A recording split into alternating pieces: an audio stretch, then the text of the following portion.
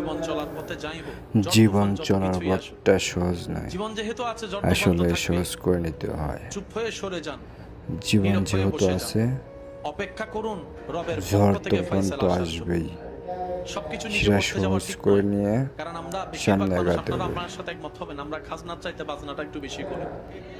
যা করতে যাই তারপরেও বরাবর করতে না পারলেও বিগড়াই আসে বেশি ঠিকই। বেশি আল্লাহর সেজন্য নাম কাম রবের করুন। পক্ষ থেকে ফয়সালার জন্য অপেক্ষা ঝড় করবেন, তুফান থেকে অধৈর্য হবেন না। বাঁচানোর জীবন মালিক যতদিন একমাত্র আছে চলতে আল্লাহ থাকুক না। তাআলাই। রব যতদিন হায়াত রেখেছেন, পৃথিবীর কেউ চাইলেও কি আপনাকে পৃথিবী থেকে পাঠিয়ে দিতে পারবে? জোরে বলেন, পারবে? আর আপনার যদি হায়াত শেষ হয়ে যায়, পৃথিবীর সব মানুষরা মিলে কি আপনাকে ধরে রাখতে পারবে? বাস ফয়সালা শেষ তো। যতক্ষণ রব্বুল আলামিন চায় থাকবো। করোনার মতো কঠিন ভয়াবহতা এই জিনিসটা বারবার প্রমাণ করে দিয়েছে। অনেকের মুখে মুখে হয়েছে, বেডরুমের মানুষ যেখানে কেউ যেতে পারে না,